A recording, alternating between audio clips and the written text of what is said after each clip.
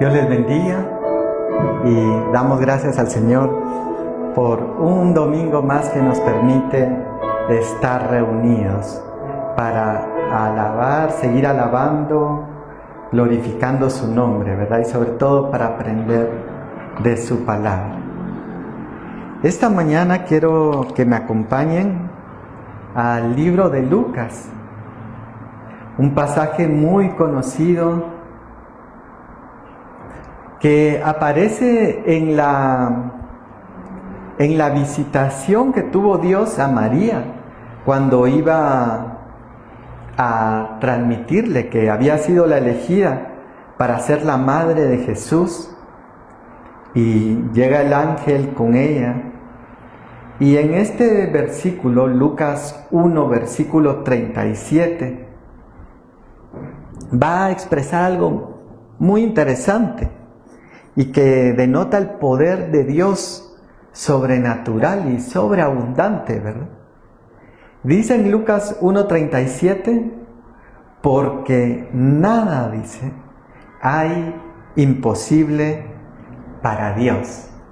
Esta mañana hemos llamado a esta prédica Misión Imposible, porque Dios es especialista en los imposibles. Y quiero que oremos, por favor, una vez más y que pongamos este tiempo en las manos de Dios.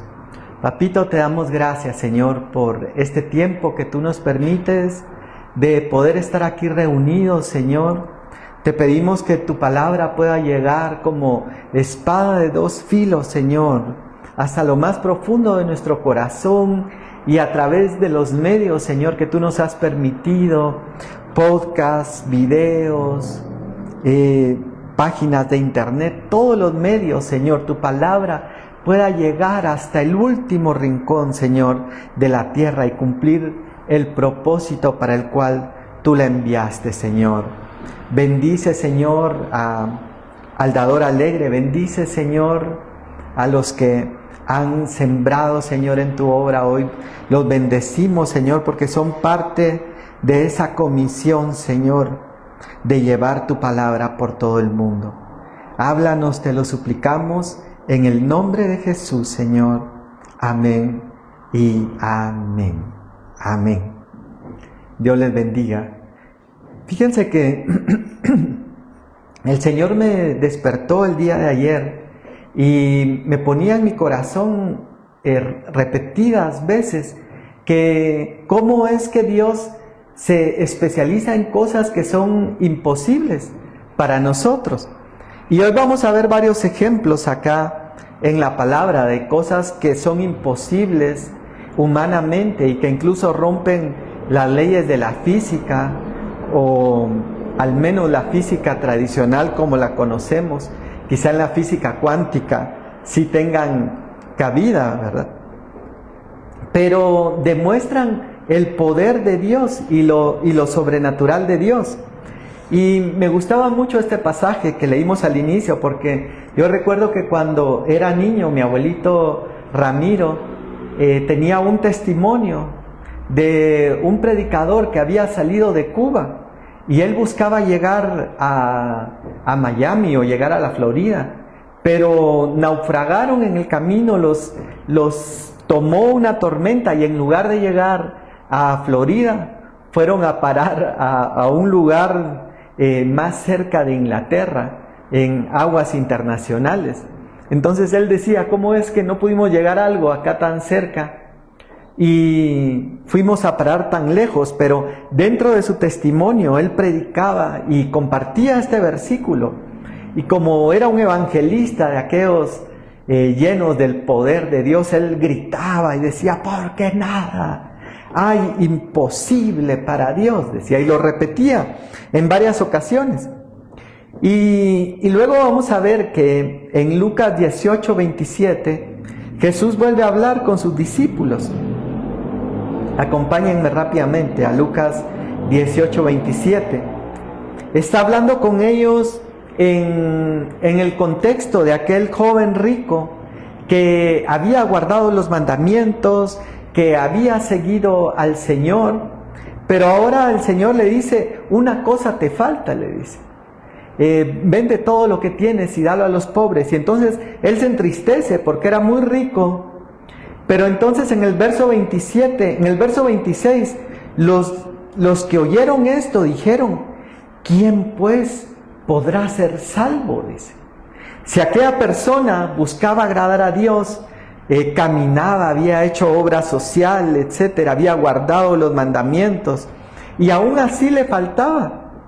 Y entonces en el verso 27 va a hablar el Señor y les dijo, lo que es imposible para los hombres es posible para Dios, dice. Y luego empezamos a ver que en el caminar de Jesús sobre la tierra, en su ministerio, Él empieza a hacer cosas que se salían de lo natural. Acompáñenme a Mateo 14, 25. Y es un pasaje muy conocido también. Pero miren lo que menciona acá, dice, mas a la cuarta vigilia de noche, dice, Jesús vino a ellos andando sobre el mar. Y los discípulos, viéndole andar sobre el mar, se turbaron diciendo, un fantasma, y dieron voces de miedo. Ahora lo que quiero enfatizar acá es que hoy en día no es posible caminar sobre el mar. Si alguien se quiere parar sobre el agua, ¿verdad? Sobre un río, decir, yo voy a caminar aquí sobre esto, lo más seguro es que se hunda al primer paso que dé.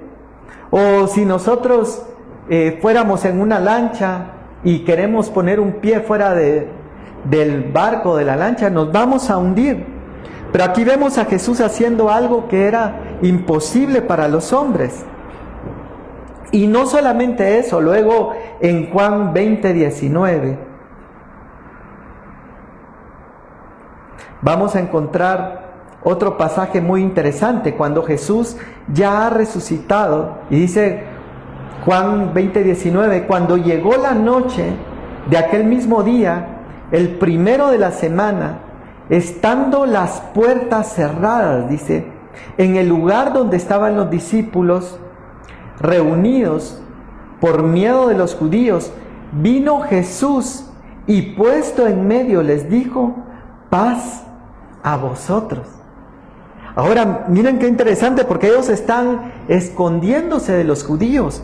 Habían matado a Jesús, lo habían aprehendido, todos habían salido huyendo y ahora están refugiados en algún lugar, están con las puertas cerradas, dice la Biblia, lo enfatiza acá en este versículo 19, y de pronto, estando todo cerrado, estando las puertas cerradas, estando las ventanas aseguradas, aparece Jesús en medio de ellos.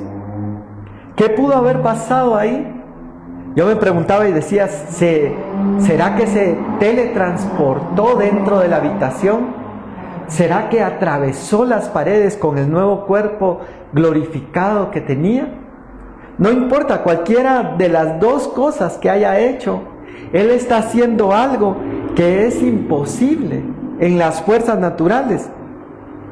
Y luego podríamos seguir mencionando, y me gusta también el pasaje de Juan 11:40.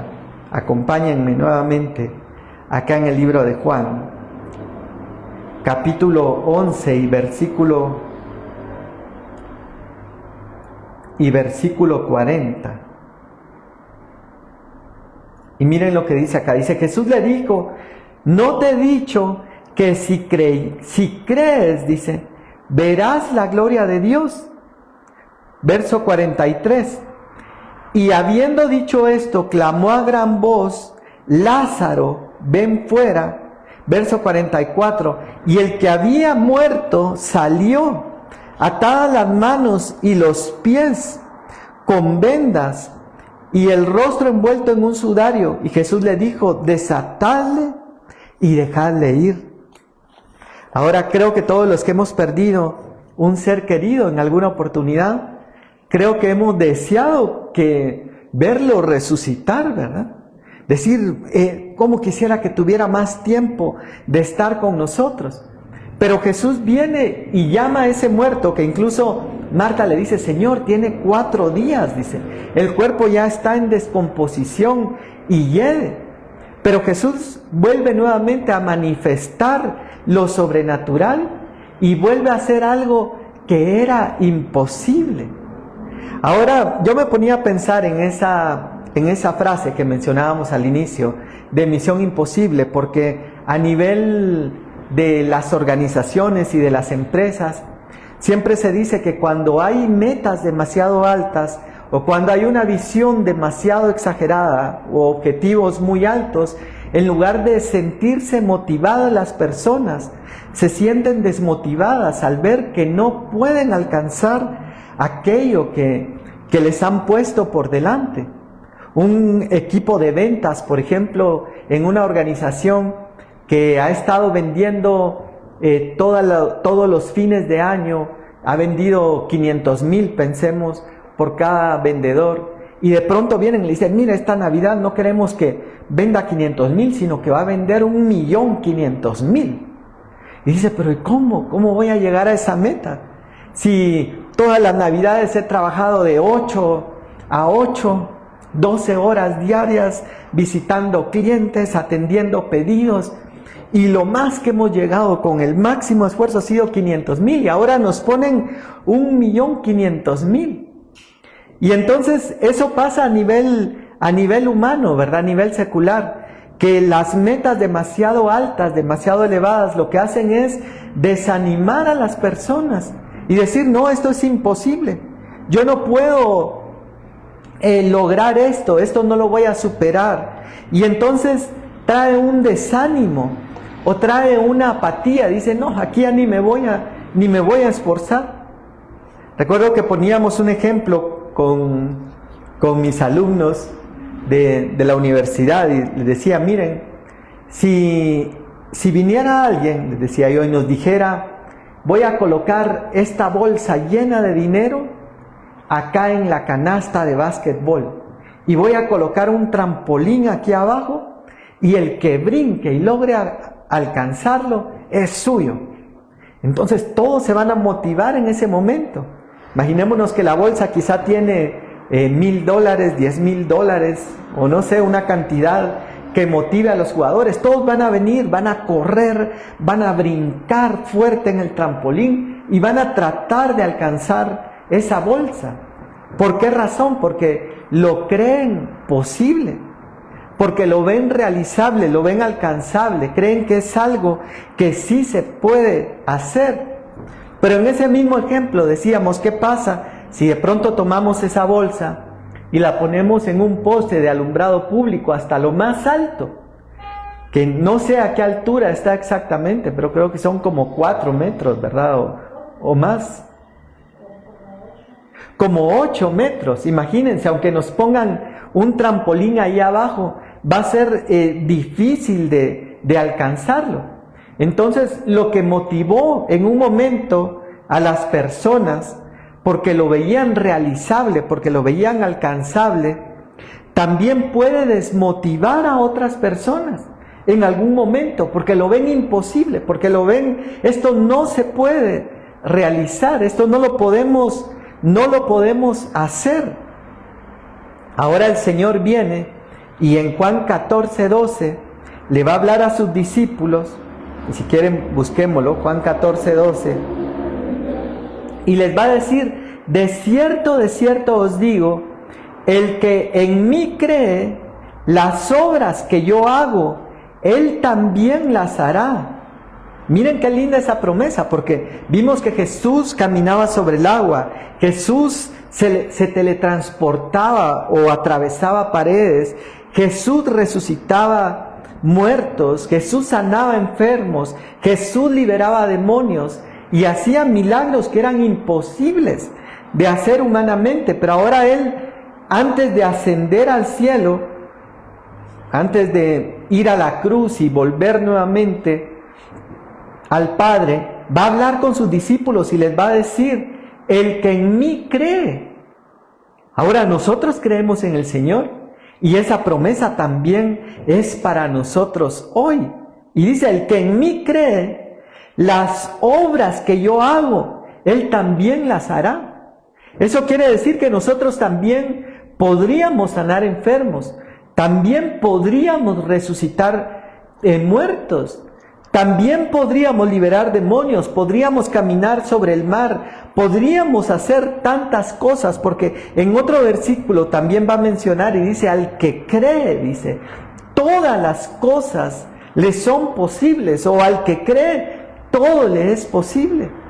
Ahora ese todo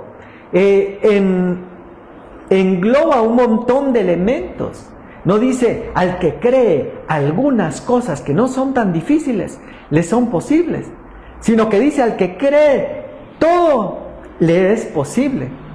Y si no fuera poco, o si no fuera mucho, hacer las obras que Jesús hizo, agrega acá y dice, y aún, dice, mayores hará, porque yo voy al Padre. Ahora imagínense esa promesa para la iglesia, en la cual el Señor dice, no solo harán las obras que yo hice, sino que harán aún obras mayores. Estas obras que hemos llamado misiones imposibles, o misión imposible. Y la Biblia menciona varios ejemplos, yo quiero mencionar acá algunos de ellos. Y el primero que me llama la atención era el de Moisés, frente a Faraón. Porque Moisés era un convicto, era una persona que había huido porque había asesinado a un egipcio. Y dijo, antes de que me atrapen, antes de que me enjuicien, antes de que alguien me delate, mejor voy a salir huyendo, mejor voy a escapar a otra región. Sabemos la historia, va a Madián, después se convierte en un pastor de ovejas. Él piensa que la promesa de Dios que había sobre él no se iba a cumplir, había pasado. Pero ahora viene el Señor y se plantea una misión imposible.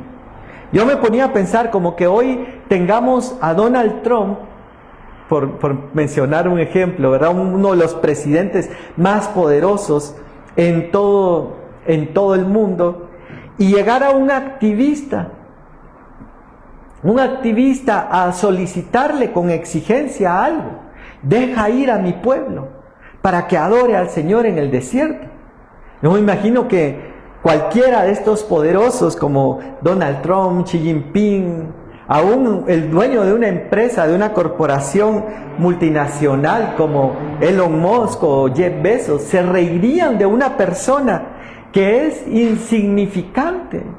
Y no solamente es insignificante, quizá a los ojos de él, porque no tiene poder económico, no tiene poder político, no tiene influencia, prácticamente es un desconocido. Después quizá reconocieron, pero si es Moisés el que estuvo aquí en la corte, pero él ya no tiene acá ninguna influencia, no tiene parte en todo esto. Quizá el padre de Faraón lo apreciaba, pero ahora el Faraón actual no. Y entonces plantea una misión imposible de una persona que no tiene las capacidades frente a uno de los imperios más grandes, no solamente de ese tiempo, sino que ha existido y que aún hasta nuestro tiempo permanece. Porque vemos las pirámides, vemos las tumbas y todos los monumentos. Por ejemplo, solo las pirámides de Giza, que están hechas matemáticamente, y tantas cosas que hablan acerca de los misterios que se esconden detrás de las pirámides. Y si nosotros hubiéramos estado ahí viendo esa misión, y si lo viéramos como en la misión de las películas de Misión Imposible, y le dijeran, tu misión, si decides aceptarla, es regresar a Egipto, presentarte ante Faraón, solicitar que deje ir al pueblo, nos hubiéramos reído. Primero, ¿cómo iba a conseguir la audiencia ante Faraón? Si muchas veces nosotros aún acá, ante pastores, ¿verdad? Es difícil a veces conseguir audiencia, esas grandes iglesias que hay hoy en día. Por ejemplo, que yo dijera hoy, es que yo quiero ir y quiero que me atienda Joel Austin. No va a ser tan sencillo, ¿verdad? Llegar y presentarme ahí en Houston Y algo así está sucediendo acá, pero todos esos elementos que se consideran imposibles, viene Dios y va a utilizarlos. Dios va a involucrar a su hijo, a su siervo, en una misión imposible para demostrar su poder. Ahora, otra misión imposible que también la vemos en la vida de Moisés, aparece en el capítulo 14 de Éxodo. Cuando Moisés por fin lograron salir de Egipto, con mano poderosa el Señor envió sus plagas, mató a los primogénitos y ahora rápido los quieren sacar porque ya no quieren más juicio sobre Egipto. Pero ahora están en el desierto, frente al Mar Rojo. No tienen barcos, no tienen cómo atravesarlo. Y por el otro lado viene el ejército de Faraón, molesto, arrepentido, como diciendo, nos arrepentimos de haberlos dejado ir y ahora queremos traerlos de vuelta. Y van y nuevamente Moisés está en una misión imposible. Imaginémonos a nosotros en el lugar de Moisés decir, Señor, ¿y ahora qué hago? Si regresamos para allá, nos encontramos al ejército de Faraón, que por lo que vemos no vienen contentos ni a saludar. Vienen con armas y vienen con sus carros de guerra, viene toda la caballería. Y por este lado el mar, si nos metemos al mar, nos vamos a ahogar. Y entonces, Señor, ¿qué hacemos? Y él empieza a buscar a Dios y a clamar. Y entonces Dios le dice, ¿qué tienes en la mano? Una vara, úsala. Y abre el mar. Y nuevamente vuelve el Señor a realizar una misión imposible. Algo que no era posible, que no habían visto que un mar se partiera y que pudiera pasar el pueblo de Israel a través de él. Pero Dios lo hace posible. Ahora miren, aquí hay otro ejemplo en Josué capítulo 6. Y ahora aquí en Josué capítulo 6 está el pueblo de Israel. Ya pasó el Mar Rojo, ya pasó el Jordán, ya fueron librados de Faraón y han estado viendo un montón de milagros. Tienen sed, no hay agua, están en medio de un desierto. Lo más difícil de encontrar en un desierto es agua. Y Dios viene y hace que de una roca brote agua. Y luego decían, ¿y ahora qué vamos a comer? Y Dios viene y hace descender maná sobre ellos. Y luego vienen y dicen, en la noche vamos a sentir frío aquí en el desierto, peor que cómo sopla el viento. Y les pone una columna de fuego. Y en el día dice, estamos en el desierto, hay mucho calor, nos vamos a deshidratar, el sol nos va a quemar, nos va a tostar. Y Dios les pone una nube en el día y columna de fuego en la noche. Y ellos han estado viendo milagros y milagros de Dios. Pero ahora se enfrentan a otra misión imposible. Porque está frente a ellos una ciudad, que es la ciudad de Jericó. Una ciudad amurallada. Una ciudad impenetrable. Una ciudad con... No sé de qué grosor eran las murallas, cuánta piedra había, pero era para ellos imposible. Un pueblo que no había sido entrenado, un pueblo que no tenía un ejército preparado, que no tenía armas especializadas, aun cuando hubieran tenido flechas, hubieran lanzado y hubieran topado en la muralla y hubieran caído al suelo y hubieran tirado piedras como David ante Goliat con su honda, lanzas, flechas, y todos los de Jericó se hubieran reído de ellos. Entonces están nuevamente frente a una situación imposible, frente a una misión imposible. Pero viene Josué y va a buscar al Señor y le dice, Señor, estamos frente a una misión imposible, no podemos. ¿Qué vamos a hacer? ¿Cómo vamos a resolver esto? Y entonces viene el Señor y le da una estrategia. Y la estrategia que le da dice, mira, vas a rodear las murallas durante 6 días, una vuelta, y al 7º día vas a dar 7 vueltas, y al final van a sonar sus trompetas y van a dar gritos, y las murallas van a caer. Y nuevamente una misión que era imposible, Dios la hace posible. Ahora miren, quiero ir rápido acá porque tengo otros ejemplos muy lindos. Está Sansón y de pronto se le aparecen 1000 filisteos. Y él dice, ¿y ahora qué hago? No tengo espada, no tengo escudo.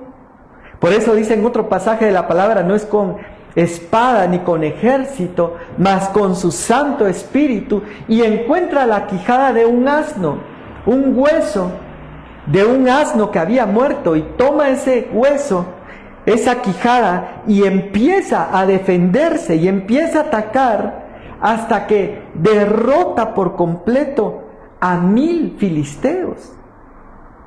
Miren este otro, Segunda de Reyes 6. Hay una gran hambruna en Samaria porque han sido sitiados, están rodeados y ya no podía entrar alimento.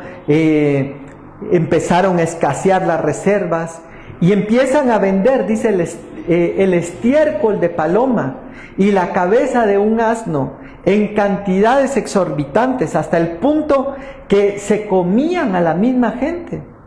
Hay 2 mujeres peleando y llegan con el rey y dicen, mira, ella dijo que ayer nos comiéramos a su hijo porque no teníamos que comer, y hoy que nos tocaba comernos al hijo de ella lo ha escondido.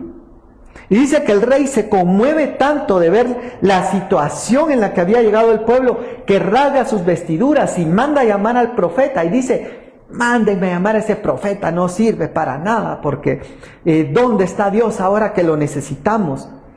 Y entonces llega el profeta y les da una palabra que era imposible para la situación que ellos estaban viviendo, y les dice, mañana a esta hora, dice, todo va a estar bien barato, se los estoy parafraseando. Se va a vender una medida de trigo, pero ¿y dónde trigo si no tenemos? Si estamos comiendo estiércol de paloma, si estamos comiendo niños. Y él le dice, se va a vender el trigo tan barato y va a haber tal abundancia y todos van a saciarse. Y entonces dice que uno de los oficiales del rey dice, aunque Dios abriera las ventanas de los cielos, miren la incredulidad, ¿cómo podría ser posible eso? Y entonces el profeta le habla y le dice, ciertamente tú lo vas a ver con tus ojos, pero no vas a poder disfrutar de la bendición que va a venir. Y la Biblia cuenta que habían unos leprosos en la puerta de Samaria y se quedaron por un momento pensando y diciendo, bueno, si nos quedamos aquí vamos a morir de hambre, y si vamos al campamento tenemos 2 opciones, puede ser que vivamos o puede ser que muramos, porque digan, ay, vienen unos de Samaria, matémoslos, o pueden ser que nos perdonen la vida. Entonces tenemos que jugárnosla, tenemos, como decíamos antes cuando jugábamos, por ejemplo, jugábamos 5 al ganar y decía, el que no arriesga no gana, decía. Y era un dicho bien famoso. Y estos leprosos se arriesgan, toman el riesgo, van al campamento y lo encuentran vacío, pero lleno de provisiones. Y dice la Biblia que una noche antes el ejército había escuchado sonido como que venían ejércitos a ayudar a la ciudad de Samaria, y salieron huyendo sin recoger nada, sin volver atrás, y dejaron comida, riquezas, sus tiendas de acampar, todo. Y ellos llegan y empiezan a disfrutar y empiezan a comer, y luego se acuerdan y dicen, miren, no está bien lo que estamos haciendo. Tenemos que ir y anunciarlo a Samaria, y van a la ciudad y lo anuncian. Y entonces nuevamente lo que parecía una misión imposible, Dios lo hace posible y le da sobreabundante comida a todos. Ahora, aquí hay otro ejemplo que también me gustó mucho, y es Josué conquistando la tierra prometida, la tierra de Canaán, Pero de pronto dice, Señor, no podemos parar esta batalla, porque vamos bien. Y si detenemos la batalla, ellos se van a reorganizar, se van a armar nuevamente, les vamos a dar un espacio de reabastecimiento. Y entonces otra vez nos va a tocar empezar. Y entonces va a pedir nuevamente algo imposible. Y va a pedir que el sol se detenga para que el día no termine. Y eso está en el libro en la Biblia, en Jueces me parece que está. Y dice la palabra de Dios que el sol se detiene. Algo que también parecía imposible, Dios lo va a hacer posible. Y luego la historia de Gedeón con los 300 hombres. Dios llama a Gedeón, llama al pueblo para pelear. Y les tocaba enfrentar un ejército mucho más grande que el del pueblo de Israel. Y van 30,000 personas. Y Dios les dice, son muchos, les dice. Señor, pero ¿cómo que muchos? Si 30,000 son muy pocos comparado al ejército enemigo. No, pero es que si no van a pensar que es por su fuerza, les dice. Entonces les pone una prueba y les dice, mire, diles a todos que el que se quiera regresar, que se regrese, el que no esté muy seguro, y diezma ese ejército de 30,000 a 3,000. Ahí estaba una misión imposible. 3,000 soldados o 3,000 guerreros contra un ejército muchísimo más grande que ellos. Pero Dios les dice, aún son muchos, les dice. Y lo vamos a reducir aún más. Y lo reduce a 300 personas. Ahora, si con 30,000 era imposible, con 3,000 era aún más difícil, con 300 menos. Era nuevamente una misión imposible. Y miren, quiero terminar con este ejemplo porque quiero que miremos otras cosas. Y es el ejemplo de David. Porque David llega ante Goliat y se recuerdan que le quieren poner la armadura de Saúl y él no puede ni caminar con la armadura ni podía mover la espada. Y entonces dicen, no, yo voy con mi honda y 5 piedras. Y así vestido como pastor. Y cuando lo ve Goliat, se ríe de él y se burla. Y dice, ustedes piensan que yo soy perro para que vengan a mí con palos. Y hoy daré tu carne a las aves de los cielos. Y se empieza a burlar de David. Y nuevamente David enfrenta una misión imposible. Ahora la pregunta esta mañana es, hoy, ¿cuál es tu misión imposible? ¿Cuál es lo que con tus fuerzas o con nuestras fuerzas no podemos realizar? Con nuestros recursos no podemos lograr, porque podríamos seguir con muchas misiones más imposibles. Yo le decía al Señor, ¿por qué te gusta poner misiones imposibles? ¿Por qué no pones misiones más fáciles? Si mira, empresarialmente, dice que cuando la meta es muy alta, los colaboradores se desmotivan, pero tú lo haces con tu iglesia, con tu pueblo. Yo me imagino también a los discípulos cuando llegan con Jesús y le dicen, Señor, mira, ya es tarde y estos no han comido. Y Jesús les dice, pues denle de comer. Nuevamente les da una misión imposible. Y luego llega aquel muchacho con una pequeña refacción, 5 panes y 3 pececillos, y le dice, aquí traigo este poquito, y cualquiera lo hubiera visto y se hubiera reído. Y, ay, gracias, mijo, pero esto ni para ti alcanza. Ahora será para 5,000 personas que hay acá. Pero entonces, Dios nos quiere meter muchas veces en misiones imposibles, y eso venía a mi mente. Yo decía, ¿cuál es nuestra misión imposible hoy? ¿Será económica? ¿Será de salud? ¿Será familiar? ¿Será emocional? ¿Será sentimental? Pero muchas veces hemos estado luchando con cosas y muchas veces Dios permite que los problemas crezcan al punto de salirse de nuestro alcance, de nuestra fuerza, de nuestras posibilidades, que lleguen al punto de volverse una misión imposible.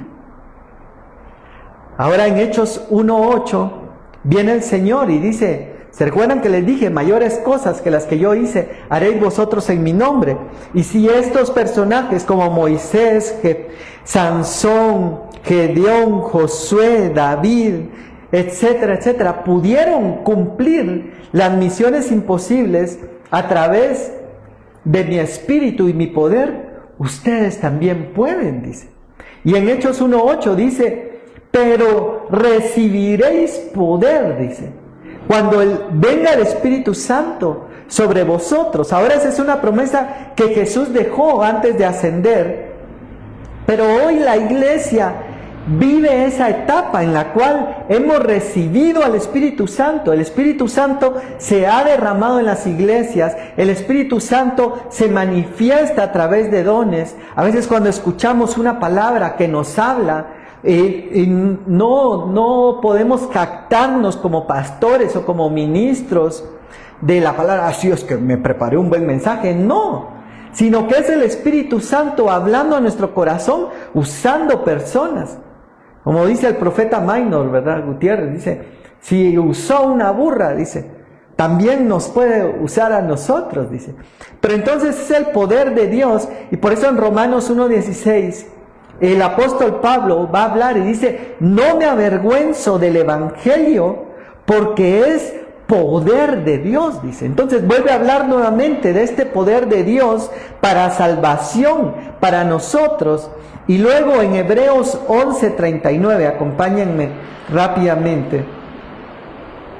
Miren lo que va a hablar la Biblia. Hebreos 11:39 dice, y todos estos, dice, aunque alcanzaron buen testimonio mediante la fe, hablando de estos héroes como Moisés, David, Sansón, Jefté, Gedeón, y todos estos personajes que hicieron hazañas en Dios, dice, alcanzaron buen testimonio mediante la fe, no recibieron lo prometido, verso 40, proveyendo Dios alguna cosa mejor para nosotros, para que no fuesen ellos perfeccionados aparte de nosotros.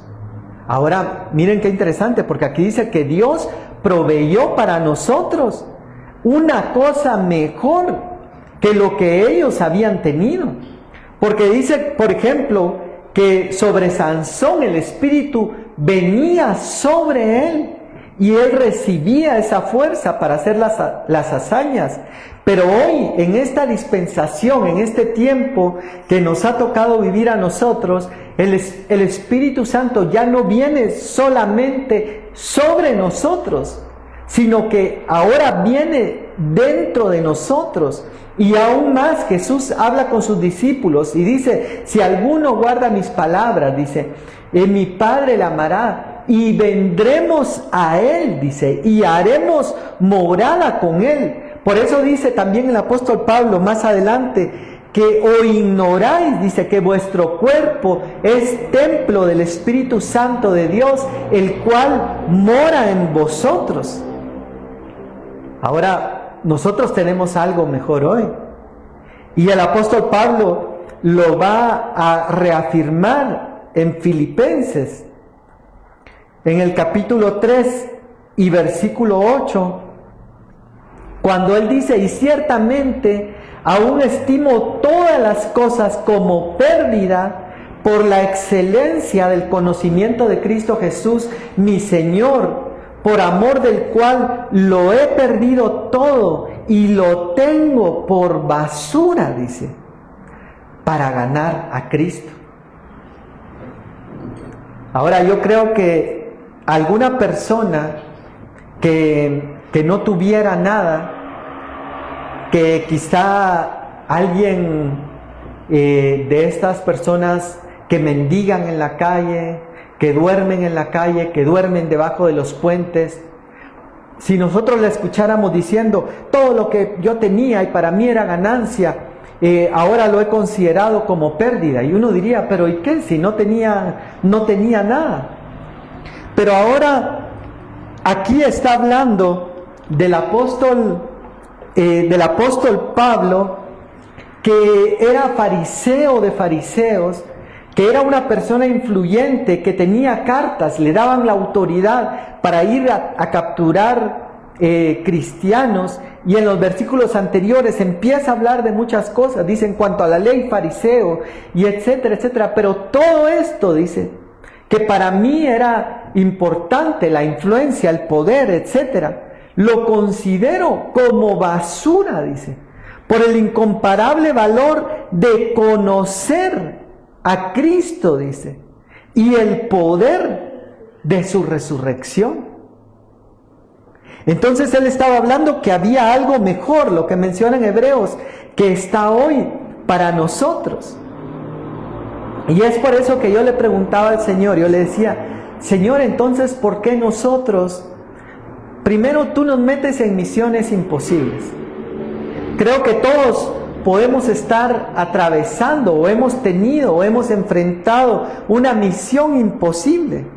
Una misión que decimos, no, es que no podemos contra estas murallas de Jericó, no podemos contra este mar, no podemos contra este ejército de Faraón. ¿Cómo voy a conseguir la audiencia ante Faraón? Eso es imposible. ¿Cómo voy a hacer esto otro?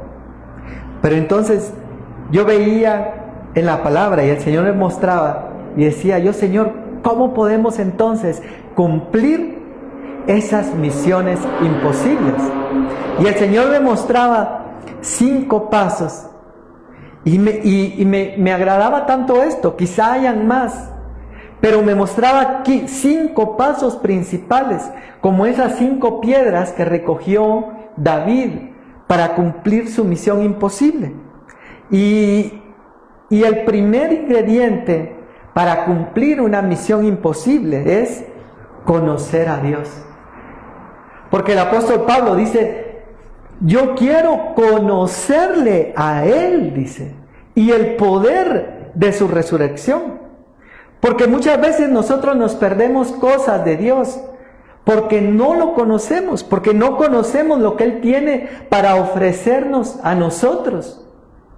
¿Se recuerdan cuando iba a resucitar a Lázaro? Marta había escuchado a lo lejos, porque se recuerdan que Marta, se pasaba corriendo y que voy a preparar unas tostadas, voy a preparar un chocolatito, voy a preparar un atolito. Y Señor, mira, María no quiere venir a ayudarme en los quehaceres. Y Jesús le dice, ella ha escogido la mejor parte, que era escuchar, conocer a Dios. Y yo me ponía a pensar que es como cuando nosotros tenemos algún aparato electrónico, este televisor, por ejemplo. Puede tener muchas funciones y podemos tener aquí el control remoto, pero si no conocemos las funciones, solo lo vamos a utilizar para una o dos cosas. Como el ejemplo que hemos visto del horno de microondas, ¿verdad? Ay, por fin compré mi microondas. ¿Y para qué lo utiliza? Para calentar café, para calentar agua caliente. Pero, ¿y usted no sabe que ahí también puede hacer lasaña, también puede hornear pasteles, también puede hacer esto, puede hacer lo otro? Sí, pero como no conoce, como no ha leído las instrucciones, solo lo utiliza para eso. Miraba el otro día, y ahora con el desarrollo de la inteligencia artificial, ¿verdad? Dice, mira, tú solo conoces ChatGPT, decía, un anuncio que estaba viendo. Cuando hay muchas cosas más que la inteligencia artificial puede hacer. Fíjense que, por ejemplo, muchos utilizan ChatGPT, por ejemplo, para hacer preguntas. Y mira qué tal cosa, mira qué tal otra. Y lo utilizamos para buscar información. Pero alguien podría decir, mira, ¿y sabías que también puedes usar ChatGPT para generar imágenes? ¿Y sabías que también está la inteligencia artificial de Google que genera mejores imágenes? ¿Y sabías que la inteligencia artificial también puede generar música? Y también puede generar videos, y también puede generar podcasts, y también puede automatizar cosas. Pero así nos pasa con Dios. No conocemos. Y como no conocemos, nos perdemos funciones, por así decirlo. Nos perdemos bendiciones. Por eso el apóstol Pablo ora por la iglesia. Dice, yo oro para que ustedes puedan comprender, dice, la grandeza del amor de Dios. O sea, no quedarse con un poquito, sino tener el conocimiento. Ahora miren, número 2. Después de conocer a Dios, nosotros necesitamos tener una relación con Dios.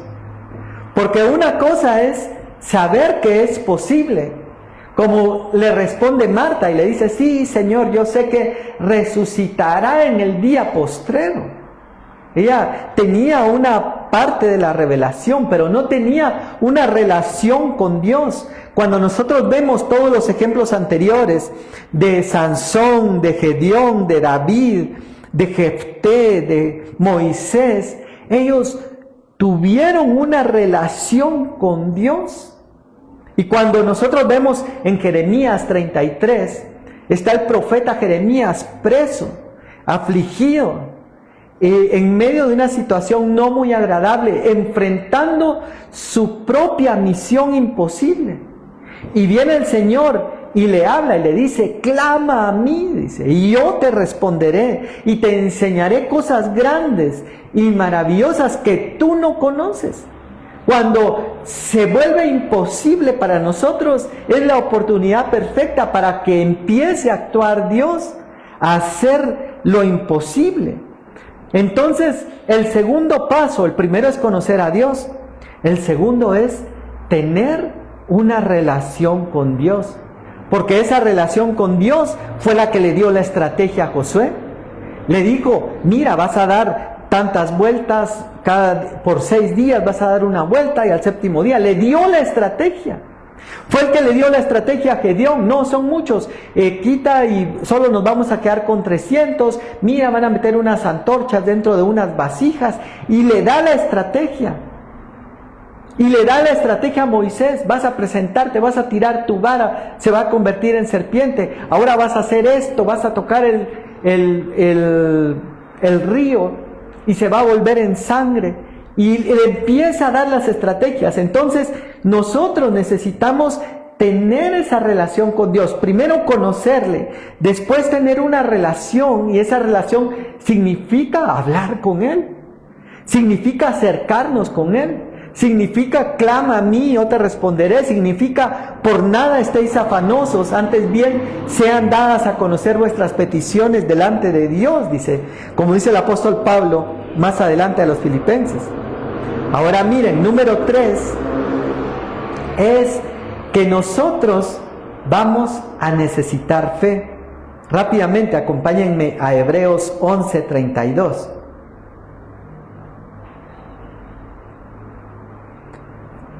Hebreos 11:32. Y dice, ¿y qué más digo? Dice, porque tiempo me faltaría, contando de Gedeón, de Barak, de Sansón, de Jefté, de David, así como de Samuel y los profetas, que por fe, dice, miren qué interesante, que por fe conquistaron reinos, hicieron justicia, alcanzaron promesas, taparon bocas de leones, apagaron fuegos impetuosos, evitaron filo de espada, sacaron fuerzas de debilidad, se hicieron fuertes en batallas, pusieron en fuga ejércitos extranjeros. Misiones imposibles para ellos. ¿Por qué? Porque por fe, dice. Ahora, ¿qué es la fe? Aquí lo va a decir también en Hebreos 11, dice, es pues la fe, dice, la certeza de lo que se espera, la convicción, dice, de lo que no se ve. Fe es creer que lo que Dios prometió, Él lo va a cumplir, aunque nosotros no lo veamos. Es creer como cuando Jesús le dice a sus discípulos, vayan y crucen hacia el otro lado, pero en el mar se desata una tormenta y ellos empiezan a ver mal la tormenta en lugar de recordar la palabra que decía, crucen al otro lado. Jesús no les dijo, vayan y ahóguense en el mar. Jesús está diciendo hoy, cruza al otro lado, pero nosotros al ver las dificultades empezamos a flaquear. Entonces fe es tener certeza en esa promesa que Dios dio. Que aunque parezca imposible para nosotros, si Él prometió, dice que Él no es hombre para mentir, ni hijo de hombre para arrepentirse. Entonces lo que Él ha prometido, Él lo va a cumplir. No te dejaré, no te desampararé. Cuando pases por las aguas, yo estaré contigo. Nada te podrá separar de mi amor. Todas esas promesas están. Pero ahora la pregunta es, ¿las estamos creyendo?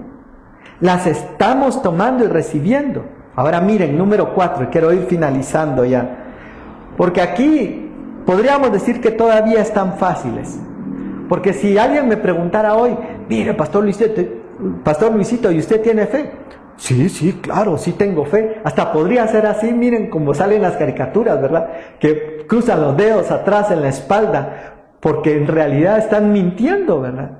Porque muchas veces podemos decir que tenemos fe, pero en realidad no lo tenemos. Decirlo es fácil. Entonces, conocer a Dios, tener una relación con Él, de acercarnos, orar y decir que tenemos fe, hasta cierto punto es fácil. Pero el punto número 4 aparece en Santiago cuando dice, la fe sin obras, dice, es muerta. Y luego en Romanos 4, acompáñenme a Romanos 4. Miren, va a mencionar varias cosas. Dice, ¿qué pues diremos que halló Abraham nuestro padre según la carne? Dice, porque si Abraham fue justificado por las obras, tiene de qué gloriarse, pero no para con Dios. Ahora, Santiago dice, muéstrame tu fe con tus obras. Abraham pudo decir, sí, yo creo en Dios, sí, yo creo que Dios me está llamando a una tierra prometida. Y entonces, ¿por qué no se ha ido? Y entonces, ¿por qué no ha puesto el primer paso? Y lo interesante de esto es de que la fe es lanzarse al vacío muchas veces, porque Dios le dice, deja tu tierra y tu parentela a la tierra que yo te mostraré. ¿Cómo así, Señor? Sí, tú sal, da el primer paso y yo te voy a ir guiando. Señor, yo así no trabajo. Aquí me das el itinerario primero. Pudo haber dicho alguien de nosotros, ¿verdad? Tú me dices, vamos a ir a Houston a hablar con Joel Osteen. Ahí tenemos un itinerario.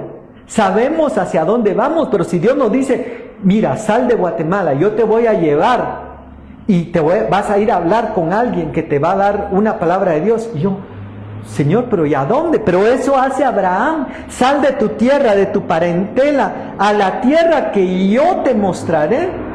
Pero él tuvo fe y dio el paso. Como cuando Pedro da el paso fuera de la barca. No, es que yo sí creo que puedo caminar sobre las aguas. Ah, pues camina. Sí, pero al rato, ahorita solo aquí en cemento, pero sí creo. No, dice, muéstrame tu fe a través de tus obras. Y Abraham fue justificado a través de las obras. Entonces Dios quiere que nosotros no solo le conozcamos, no solo tengamos fe, no solo tengamos una relación con Él, sino que lo pongamos en práctica a través de nuestras obras. A través a veces de lanzarnos al vacío. Miren, a mí me impresiona el pueblo de Israel. En una oportunidad el Señor los llama y les dice, Señor, danos la estrategia. Miren, vayan y párense frente a sus enemigos. Muy bien, Señor, ya lo hicimos. Y ahora, ¿cuál es el paso 2? No hay paso 2. Señor, pero ¿y cómo? ¿Cómo va a ser que nos vienes aquí? Prácticamente estamos provocando a los enemigos.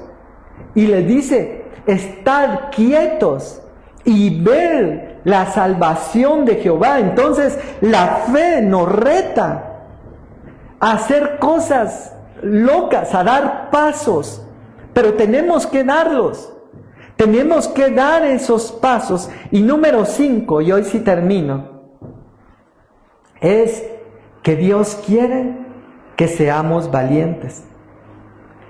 El Señor Jesús le habla a sus discípulos y les dice,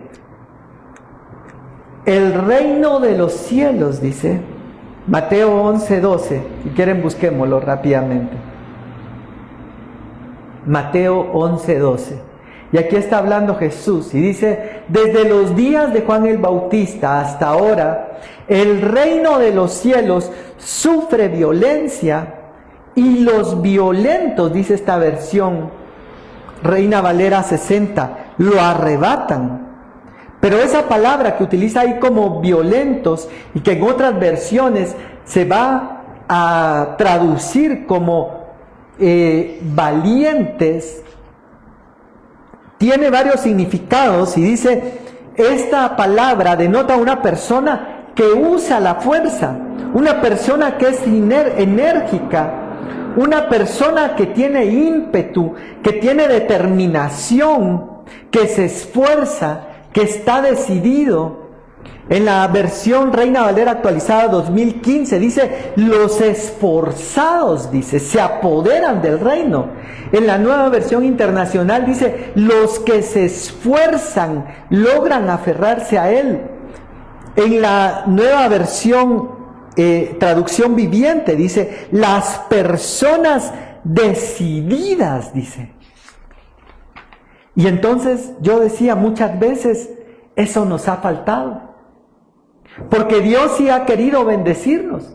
Y Dios sí ha querido enviar la provisión, ha querido enviar la bendición. O incluso la ha puesto en nuestras manos, pero nosotros hemos tenido miedo. Hemos tenido temor, como le pasó a aquel de los talentos, que Jesús puso un talento en sus manos y dijo, tuve miedo y lo enterré. Para que no lo perdieras, para devolverte por lo menos el talento. Entonces esta persona no cumplió este versículo, que solo los valientes o solo los violentos arrebatan el reino. Entonces también necesitamos ser valientes. Y cuando vemos en los ejemplos anteriores a Moisés, Moisés fue valiente. Si él era un prófugo, si él podía enfrentar cargos al presentarse ante Faraón, pero tomó valor y cumplió el mandato, cumplió su misión imposible. Cuando se paró Josué frente a Jericó, en el capítulo 1 de Josué, vemos que él no era una persona valiente, porque lo hemos mencionado, si usted ve a alguien, a un marín de Estados Unidos, así bien fuerte y bien decidido, usted no le dice, sea valiente. Se le dice eso a alguien que no lo es, y le dice, esfuérzate y sé valiente, y se lo repite en varias ocasiones. Pero luego Josué toma valor y se para frente a Jericó, aun cuando los podían contraatacar. Sansón es valiente y toma la quijada del asno y dice, no me voy a rendir. Porque él puede haber dicho, sí, aquí estoy, me rindo, me entrego, aquí estoy, pero él fue valiente. David fue valiente frente a Goliat, Gedeón fue valiente, y así podríamos seguir mencionando. Pero ahora la pregunta es, ¿estamos nosotros siendo valientes? Y hoy sí termino. El apóstol Pablo le escribe a la iglesia de Corintios, 2 de Corintios 10, 4 y 6, y les dice, porque las armas de nuestra milicia no son carnales, dice, sino poderosas en Dios para destrucción de fortalezas. Le está dando armas a la iglesia. ¿Pero qué significa eso? Que la iglesia tiene que pelear una batalla. Quizá no humanamente, porque a veces creemos que pelear la batalla es conmigo no se va a meter, usted no sabe con quién se está metiendo, y actuar de una forma tal vez no correcta, pero la Biblia sí menciona que Dios da armas. La oración es un arma, la palabra de Dios es un arma. Aún los decretos de nuestra boca pueden ser armas. Cuando dice Pablo, aquel mago, tu dinero perezca contigo, estaba utilizando una de las armas que Dios le había dado. Y en Efesios 6, dice la Biblia, que Dios entrega un arma, no un arma, entrega una armadura a su iglesia. Entrega no solamente elementos defensivos, un escudo, un yelmo, una coraza de justicia, sino que también entrega elementos ofensivos. No solo defensivos para defender, sino también ofensivos para atacar. Quizá no hemos cumplido nuestra misión imposible porque no hemos cumplido estos pasos. Porque no conocemos. Por eso le dice el Señor Jesús, si tú conocieras el don de Dios, dice, tú me pedirías a mí agua. Muchas veces no conocemos y por eso no recibimos. Así le dice Jesús a la samaritana. Luego no tenemos una relación con Dios. No vamos a pedir la estrategia, no vamos a pedir la instrucción. No vamos como llegó Josué y Señor, ahora ¿qué hago con estas murallas? ¿Cuál es la estrategia? Aquella mujer que había quedado endeudada va con el profeta y le dice, mira, estoy endeudado, ¿cuál es la estrategia? Y el profeta le dice, pide vasijas prestadas. ¿Qué tienes en tu casa? Un poco de aceite. Ve y pide vasijas prestadas. No pidas pocas, pide muchas. Le da la estrategia. Pero tampoco nos tomamos el tiempo de ir delante de Dios y pedir la estrategia. Y luego quizá no tenemos fe. Ah, sí, yo sé que resucitarán el día postrero. Sí, yo sé que Dios puede, pero saber si puede hacerlo conmigo. No tenemos fe, no tenemos la certeza de lo que esperamos, la convicción de lo que no vemos, sino que decimos hasta no ver, no creer. Cuando Dios ha dicho, no te he dicho que si creyeres, verás la gloria de Dios. Entonces, primero se cree y después se recibe. Y luego el punto 4, decimos que tenemos fe, pero no actuamos, no hacemos obras. Sí, yo creo que Dios me llamó a una nueva tierra prometida. Y entonces, ¿por qué no ha salido? Abraham salió. Abraham creyó en esa nueva tierra, pero salió. David creyó que Dios era poderoso para derrotar a Goliat, pero no se quedó detrás del campamento, se plantó frente al gigante. Y eso nos lleva al punto final, que necesitamos ser valientes. Y muchas veces nos ha faltado valentía. A mí me ha faltado valentía.